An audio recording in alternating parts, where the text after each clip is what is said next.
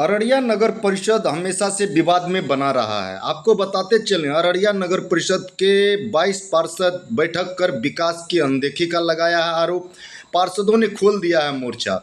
शवदाह गृह निर्माण का नहीं ले श्रेय, मुख्य पार्षद विजय मिश्रा। आपको बताते चलें, पार्षदों के गुट ने बताया है कि उक्त शवदाह गृह जो है वो पूर्व मुख्य पार्षद रितेश राय के कार्यकाल में तत्कालीन डिप्टी सीएम तारकेश्वर भगत जी के नेतृत्व में जो है टेंडर तक हो गया था, लेकिन कार्य प्रारंभ नहीं हुआ था क्योंकि चुनाव होना था, आचार संहिता लगी हुई थी, तो कार्य नहीं प्रारंभ हो पाया था। इनके कार्यकाल में जो है कार्य प्रारंभ हुआ और ये श्रेय लेने की में जो है सबसे आगे बने हुए हैं।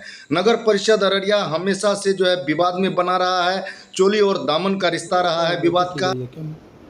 अभी हमारे समक्ष में नगर परिषद के सभी सम्मानित वर्तमान पार्षद उपस्थित हैं।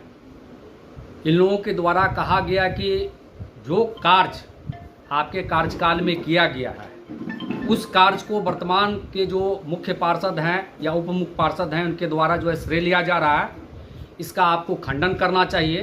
तो मैं यहाँ आपको बताना चाहूँगा कि जो अररिया नगर परिषद क्षेत्र के अंतर्गत जो शवदाह गृह का निर्माण हो रहा है वह शवदाह गृह हमारे कार्यकाल में 6/6/2022 को ही हम लोगों के द्वारा, हमारे बोर्ड के द्वारा इसका जो है कार्य की स्वीकृति के पश्चात इसका टेंडर कर दिया गया था। और उस समय के जो तत्कालीन कार्यपालक पदाधिकारी थे दीनानाथ सिंह, जिनको यह कार्य आवंटित हुआ था, उनसे जो है इकरारनामा कर लिया गया था। क्योंकि हम लोगों का चुनाव आपको जून जुलाई तक होना था, चुनाव नियत समय पर हम लोगों का नहीं हो पाया, चुनाव हम लोग का डिले हो गया था और जाकर के चुनाव हम लोग का 2022 के दिसंबर के आसपास हुआ था। तो जो कार्य आवंटित होने के बाद जो संवेदक थे आदर्श आचार संहिता में कार्य को प्रारंभ नहीं कर सकते थे। और जो नया बोर्ड अभी बना है, यह नया बोर्ड आपको क्या कहते हैं कि 13 जनवरी को इन लोगों का शपथ ग्रहण हुआ 2023 में। तो 13 जनवरी 2023 से इन लोगों का कार्यकाल स्टार्ट हुआ है, प्रारंभ हुआ है। तत्पश्चात जो कार्य मेरे द्वारा किया गया था उस कार्य का सिर्फ जो है इनके कार्यकाल में प्रारंभ हुआ।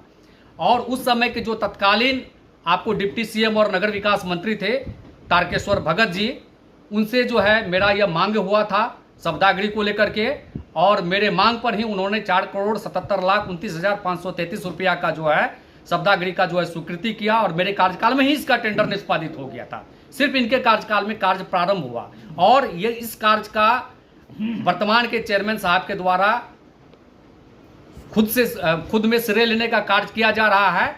इस बात का जो है वर्तमान बोर्ड जो है निंदा करती है और उस बोर्ड के ही सदस्य जो है सभी सदस्य जो है एकजुट होकर के हमारे पास आए हैं इस चीज़ का विरोध करने के लिए और बताने के लिए कि जो कार्य उनके द्वारा नहीं किया गया है उस कार्य का उनको जो है वाहवाही नहीं लेना चाहिए।